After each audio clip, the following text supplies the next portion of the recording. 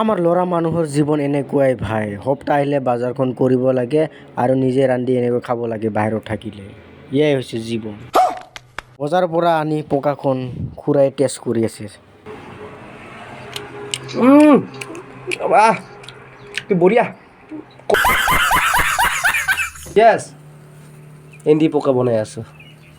এন্দি পকাটো ইয়াৰ আগত এনেকুৱা শুকানে কৰাইত আপোনাৰ মাৰিব লাগে হা। এইটো মৰি যায় আছে হা। তাৰপিছত ইয়াক কি কৰিব লাগে, এই মৰাৰ পিছত দীঘলা যেতিয়া হ'ব তেতিয়া ধুই পেলাই ইয়াত দুই বনাব লাগে। তাৰপিছত ইয়াৰ হেৰি আদা নহৰু পিঁয়াজ কাটি জ্বালা চালা ভালকৈ কাটি কৰি মানে ইয়াক তেলেদি ভাজি কৰিব লাগে। খাই চাওক, মানে কি ক'ব আপোনালোকে, আচৰিত ঘটনা। এই পুলু পোকা বুলি কয় ইয়াক। পুলু পোকাটো যোনে খাইছে তাৰ মানে ডায়েবেটিছ আৰু চুগাৰ আৰু কেঞ্চাৰ এই পুলু পোকাৰ ওপৰত বাই ইয়াৰ দাম আছে। এই বছৰত এবাৰহে পায় ইয়াক, আৰু সি একদম পিয়ৰ বস্তু।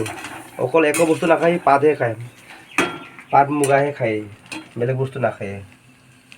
চাওক ৰাইজসকল, এতিয়া পুলু পোকা যোনে খাব তাৰ কাৰণে চুগাৰ, ডায়েবেটিছ এণ্ড কেঞ্চাৰ আৰু হাঁপানি এইবিলাক বস্তু কেতিয়াও নহ'ব।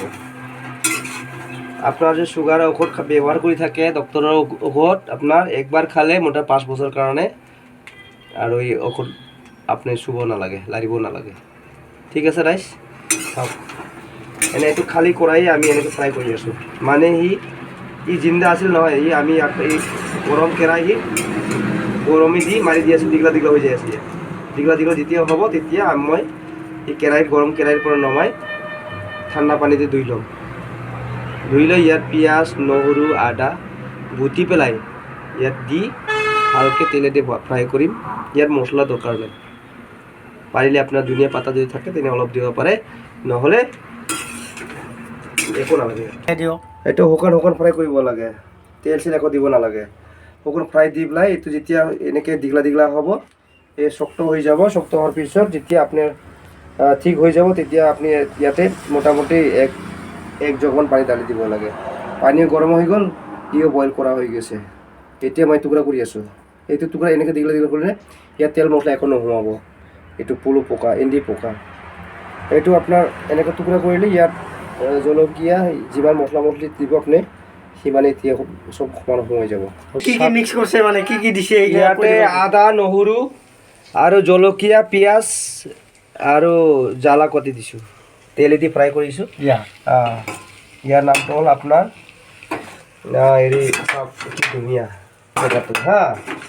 ৰাইজসকল খাওক, চাওক, এইটো খাই টেষ্ট কৰক, কি মজবুত, কি বঢ়িয়া।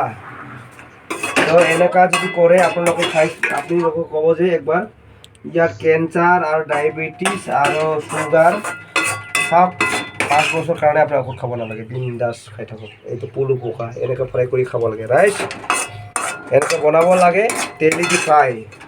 চাওক এইটো খাই কি বঢ়িয়া। এইটো আপোনাৰ হোটেলত গ'লে কিন্তু আমি কিনিছোঁ 1 পোৱা, ইয়াত 1 পোৱাত 100 টকা লৈছে। হোটেলত আপোনাৰ এইটো 300 টকাত কিনি খাব লাগিব, 300 নহ'লে 400 টকা লাগিব ইয়াত হোটেলত। ৰাইজ গম পাইছেনে? চাহ কি বঢ়িয়া। আৰু ৰাইজ মই নিমখ টেষ্ট কৰি আছোঁ। বাহ কি বঢ়িয়া, ক'ৰবাত মানবা লাগিব দেই। বঢ়িয়া ৰাইজ, বঢ়িয়া। জলকীয়া টিপটো হৈ গৈছে। এতিয়া চাওক, আপোনালোকে খাবলৈ মন যাব ৰাইজ। এনেকুৱা বনাইছোঁ হা। এই পুলু পোকা যদি খায় মানে আৰু ক'ব নালাগে তাক, এই জীৱনত একবাৰ হ'লেই পাহৰি নাযায়। ক'ব তাই মানে মই আৰু পুলু পোকা আকৌ খাম। ৰাইজসকল হয়নে নহয় সঁচাকৈ? ভাবি চাওক, খাই চাওক। পুলু পোকা হ'ল ফেমাছ, ইয়াত কোনো ডুপ্লিকেট নাই। পুলু পোকা হ'ল অৰিজিনেল বস্তু। পুলু পোকা একো নাখায়।